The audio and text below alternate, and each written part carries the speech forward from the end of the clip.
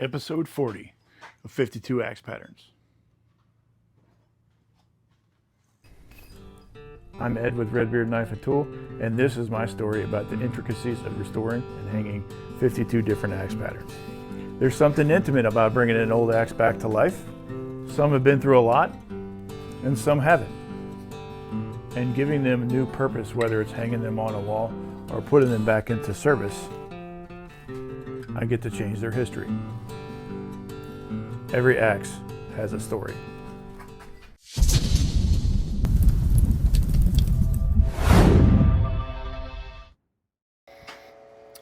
So what we have here is a 6-rib Kelly wood slasher. The 6 ribs would tell me that it's dated between the late 50s and the late 60s, and then because from the late 60s to on there was only four ribs. I don't know if you can see those there. This one happened to have a hole drilled through it, probably pinned. I'm going to put a copper pin because it's fancy and it works. Copper works really well. If you notice, I chamfered the holes a little bit to kind of, when I go to peen it over, it'll kind of cover that peening up and prevent it, give it a mechanical lock to keep it from backing out. The handle for this guy, I'm not sure who made this, but it says it's a boy's 28-inch axe, 2 1/4 pounds, 4 2 1/4 pounds. Let's see if we can see that right there. I'll zoom in so you can see. But it's a really nice handle. I got this from the Whiskey River open house in February. So yeah, it's got a little bit of curl in it. So I don't know if I'm going to do anything to bring this curl out. I think I probably should because it's going to look nice. But yeah, this is the handle we're going to be hanging on. It's a new old stock handle. You can see it's still got the staple in it. So I'm going to pull this staple out. When I get to that point, oh man, yep, I just pulled it out. Here we go. So yeah, really nice handle. It says 28-inch, but it's sitting at 27. By the time I get this hung on it, it's probably going to be closer to 26, maybe like 26 and a half. I'm going to have to be really careful because this is going to be the only striking surface to seat the head. And then on top of that, it's a ribbed axe. So I'm going to have to be extra careful. But yeah, I'm going to try to strike it right here. If I chip it off, I'm just going to be careful. But if I chip it off, I'm just going to have to, trim it and make it more of a fawn's foot. But yeah, that's what I'm going to do. So let's go ahead and get started.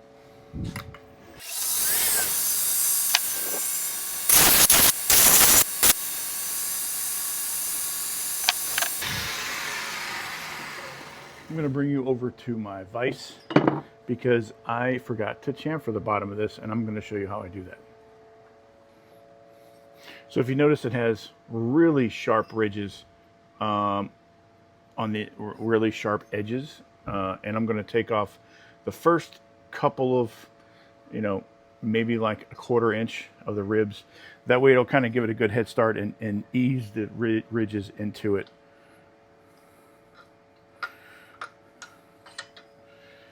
And I'm going to use my little rotary tool, and I like this thing a lot. It makes really short work out of it.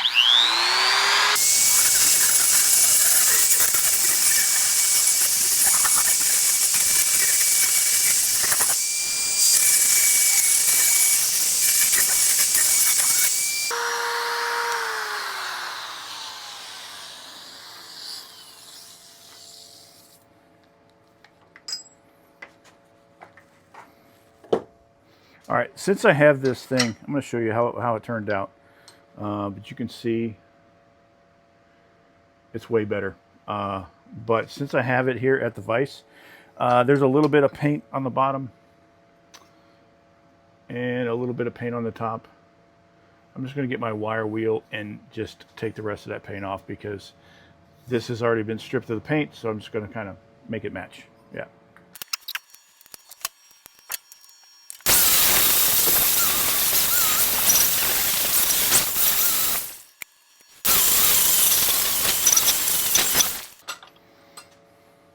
There. That's better. And while I'm at it, there's a couple of like tape marks or stuff like that. I'm going to go ahead and take those off with the wire wheel as well. Might as well clean the whole thing off. And I didn't do the pole. Yeah, so I probably should do that too. I keep dropping these things. Let's do the pole first.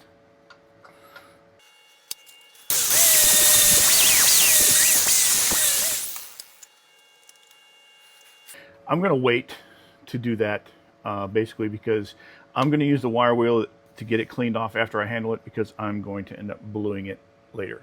So let's get back to the grinder and we'll get that handle fit. All right, so I think it's probably going to start a little bit better now that I got it chamfered. Maybe. No, I need to thin it out just a touch more. So let's do that.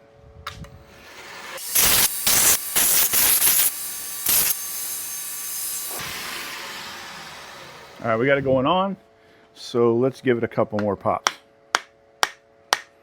So once again, I'm going to take it easy so I don't mess up this really nicely shaped fawn's foot.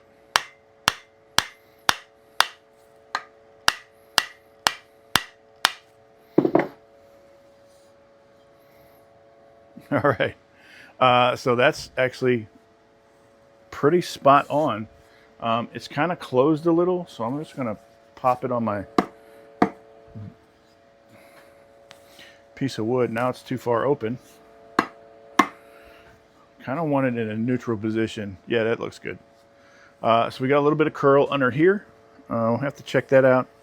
And other than that, it looks pretty good. And we're about halfway, more than halfway already. So I'm just going to bring this down and kind of feather out these shoulders and just ease it down as we go. Yep, that looks pretty good. Our ribs are making pretty good contact. I'm not really concerned about the ribs making contact. I'm concerned about when we get a good fit underneath the ribs. So they're going to help though.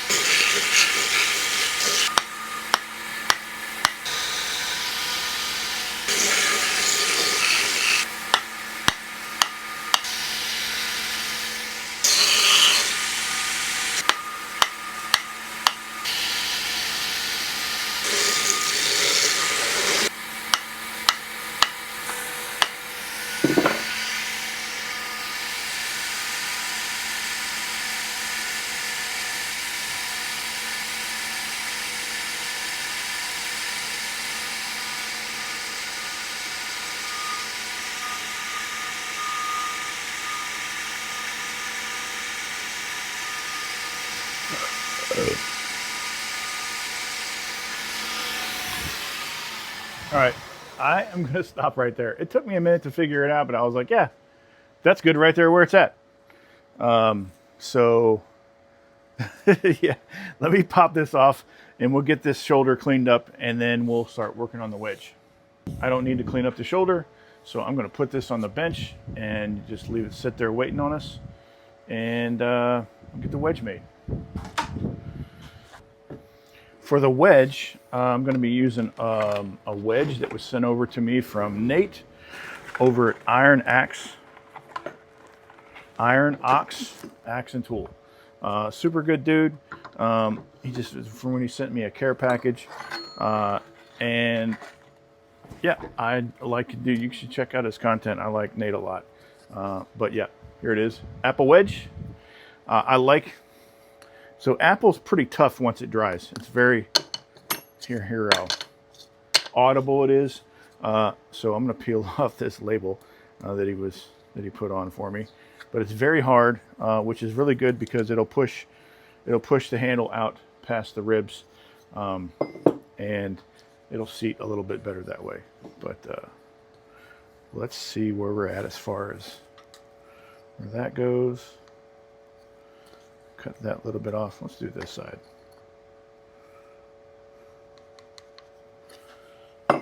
cut this off and we'll get started.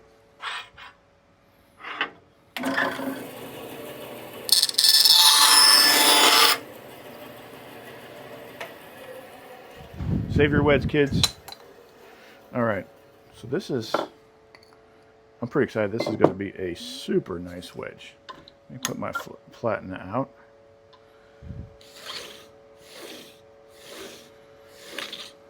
There we go.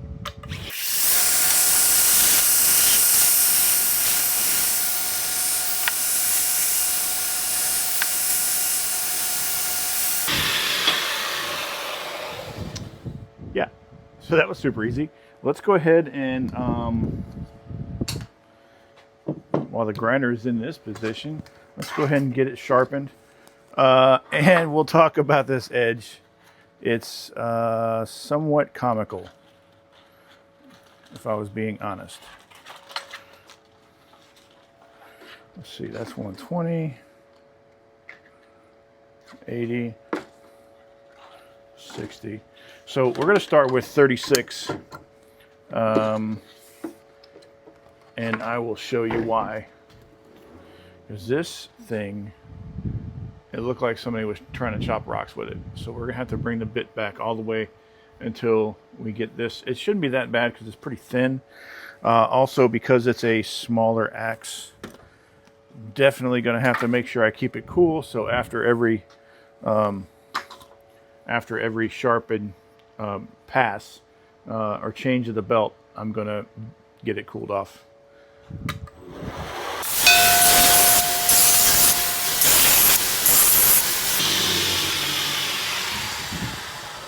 All right, now from here on out, we're just going to refine the scratches, and I think we're just going to take it to 120 and just do the conditioning belts, because we'll do all the conditioning belts. It'll kind of help it the edge shine a little bit. Oh, you know what?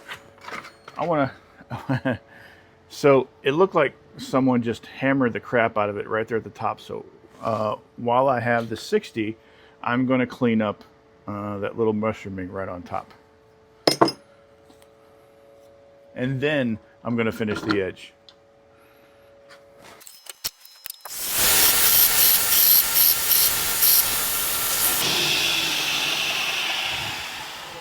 There. I'll touch it again once I get to 120. And then from there, it'll just look like it's stock grind marks, because you got the stock grind marks on top. You can see those right there, and then there's also some stock grind marks on the bottom. So I'm not concerned about it. I'm just not. So we're going to get back to our regular scheduled sharpening, and we're going to blow through it, and I'll see you once I get to the point where I finish taking the burr off.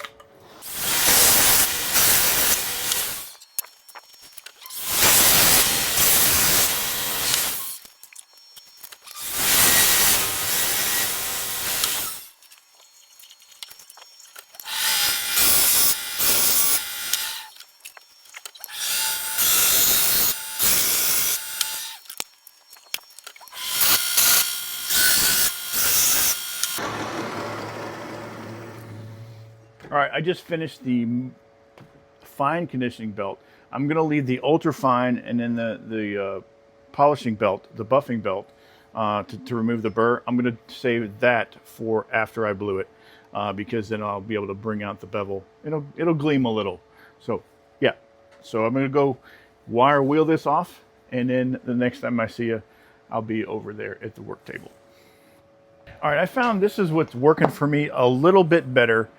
As soon as I finish with the wire wheel, it's pretty clean, right? It's pretty clean. The wire wheel takes all the crap off, and it's got a little bit of crap on it, like dust and metal dust and stuff like that. It's been working really good to blue it straight off the wire wheel. I don't do anything else to it, so it's still hot. The heat also helps accelerate the patina. So, and I use the Perma Blue paste, the Birchwood Casey Perma Blue gun bluing paste. So, yeah, we'll see how this works out. It doesn't always work, but it just depends on the steels and how it reacts with the steels. And this is actually reacting really well. So let's do the other side. I just get it on there quick, fast, and in a hurry, kind of as fast as possible. But yeah, it's pretty black. Worked this one. I think this is going to work pretty good. It's pretty dark. Get that stuff out of the hole. Now I'm going to hang it up. I have a little hanger over here, and just going to hang it up and let it dry for a little while. Usually I let it sit for like 30 minutes or so. The directions say a minute, but it doesn't hurt it to leave it a little bit longer. Not really. I have 120 grit here, and I'm just going to use that 120 grit to clean up around the tongue. And then for the handle itself, I've decided I'm going to strip it down. I'm going to try to leave as much of this name here as possible, but I want to try to do something to bring out this curl. I think that would be super cool. And I'm not plugged in.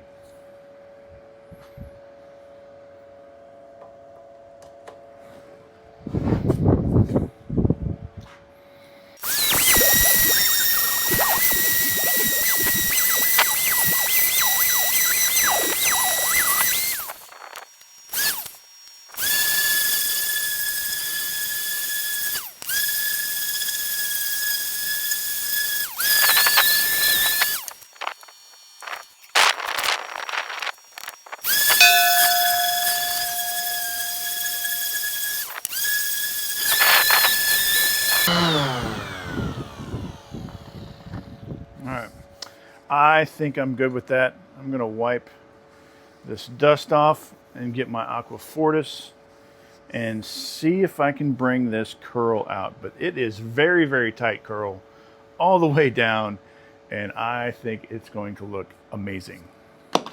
Yes. So I've been saying I need to make more aqua fortis, and I still believe that. I just, with the series that's going on right now, this series, maybe once I complete the series, I'll start doing those ones that I've been meaning to do. But for right now, we're just going to do this. Oh yeah, this curl is going to be banging. Oh my goodness, this is ridiculous.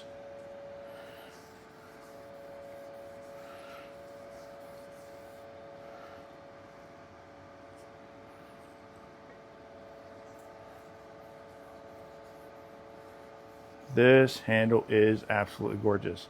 Sometimes you find a gem. Sometimes you do. I found this one sitting in the corner, just kind of hanging out. It had a little bit of a warp in it. I fixed it over the last few months. And just pressure. I didn't put it in.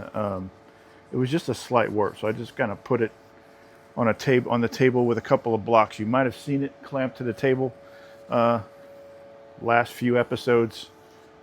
Just kind of hanging out. I would move it around. Sometimes it was one place, sometimes it was in another, but it's always been here. So yeah, this handle is freaking gorgeous. So I'm gonna get it clamped up. You can see, I don't know if you can see the ribs or not, but it is very, very tight, beautiful curl. Yeah, let's get this in the vise just to let it dry, and then we'll grab the head and get the bluing cleaned off.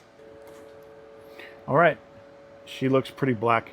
I'm going to take it over to my bucket. I just got like a rag, and I'm going to just rinse it off in my bucket and just wipe it until I'm comfortable with it. I don't use steel wool. I just wipe it off in my bucket with a rag. Yeah, that's it. I just scrub it with a rag. So I'll be right back. I'll see you back over there at the grinder. Now I'm getting this thing dried off, and you can have a really good, just a nice good look at it. My dogs are acting like idiots today. I don't know what's going on. But anyway, yeah, you can see that. Looks pretty doggone good. Once I add oil to it over the next couple of days, it will continue to get a little bit blacker. And yeah, I like this process. It works best for me. If you have a better process, by all means share it. And I am a huge advocate for do what works best for you. Don't do what I do because you like what I do. If it works for you, if your process works for you, by all means do that.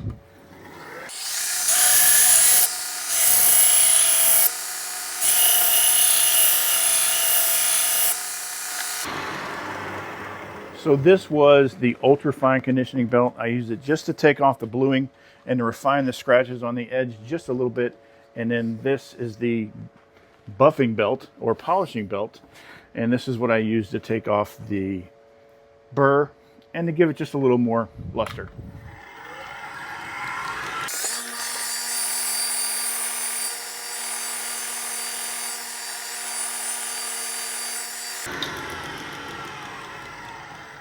Yeah, I think that looks pretty good.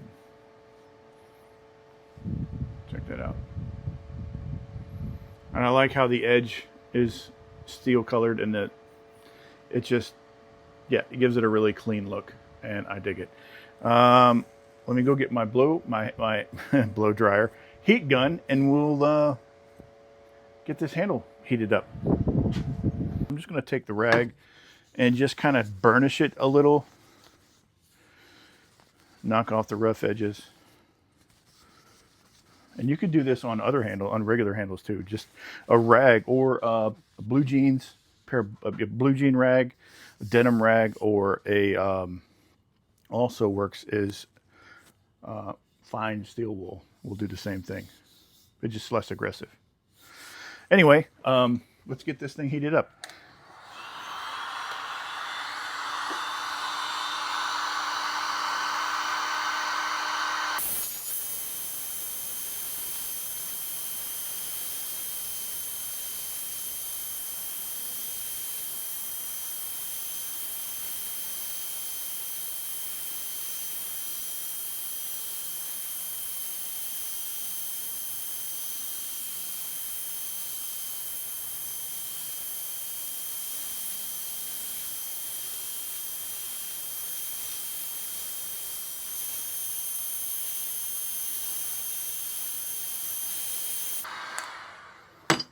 All right, nice amber color.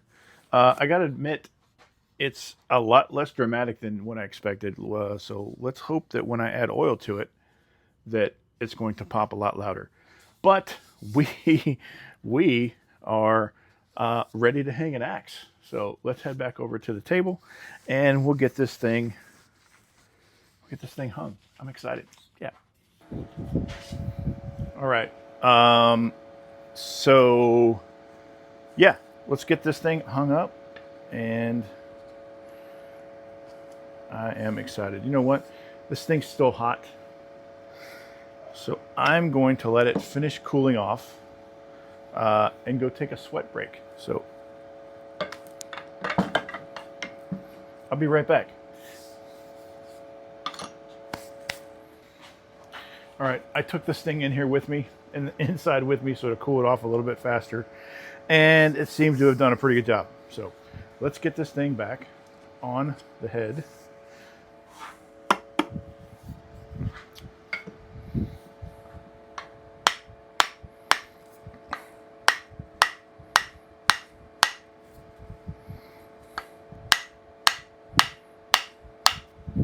All right, feels like it's there, and it looks just about right. I like it a lot. Now remember, don't go anywhere because I still have to do this pin. So that should be fun. Yeah, that looks good. Let's get the wedge ready. This is the walrus oil, polymerized linseed oil that I use, and just dip it like, I don't know, ½ inch maybe. Let it sit there for a second.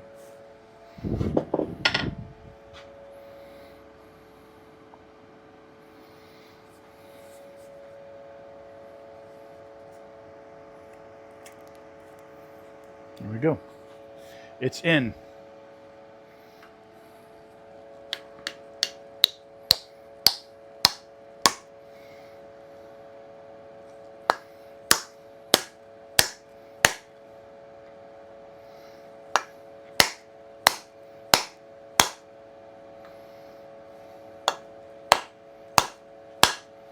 That's it.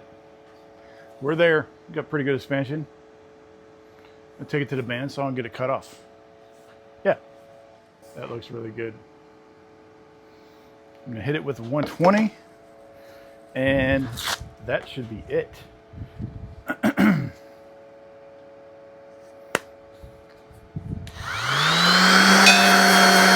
So I didn't smile when I was sanding, so I'm just gonna do it here. Just one little speck. The broom usually takes care of most of it. The little flurries that happens, the little cinders. That's it. I'm gonna go take you over to my vise, and let's get this hole drilled. That should be super fun and nerve-wracking. Yeah, that's the word, nerve-wracking, because it's all done, and now I've told you I'm going to do a pin. I need to make sure that it's the very last thing, and it's so easy to mess up. So yeah, let's go do that. So I'm going to try to drill half, drew through the first half, and then come around the other side. It just seems, to me, it seems easier to meet it in the middle. That way, if I don't drill wrong all the way through and hit the wall. So let's try it that way. Just gonna kind of eyeball it.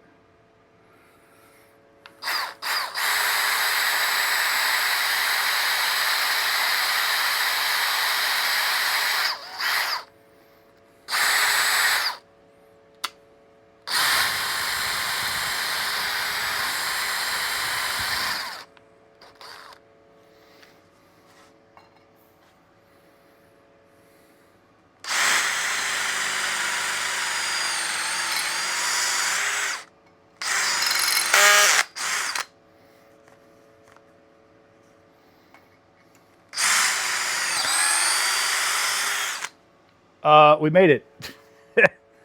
That's very relieving. I'm very relieved. So, yeah. Slides all the way through. I didn't want it too tight because it's copper, but I want to leave enough excess so when we peen the head, should be good.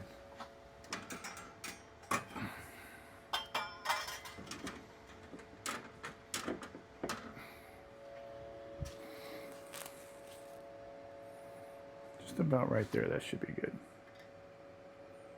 just going to put a mark in it. Yeah.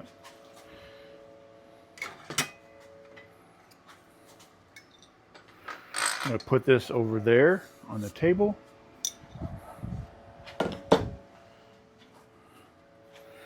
While we do this part.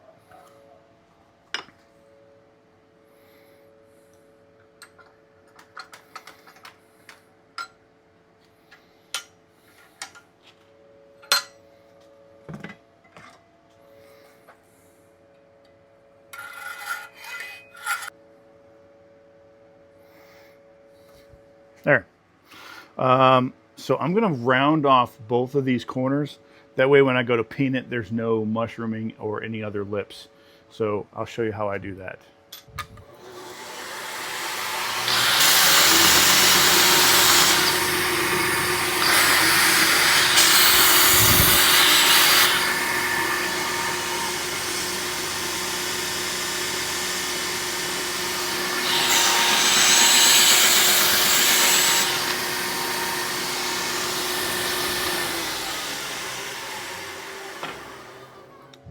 That made very short work of it. Let's go get this thing on.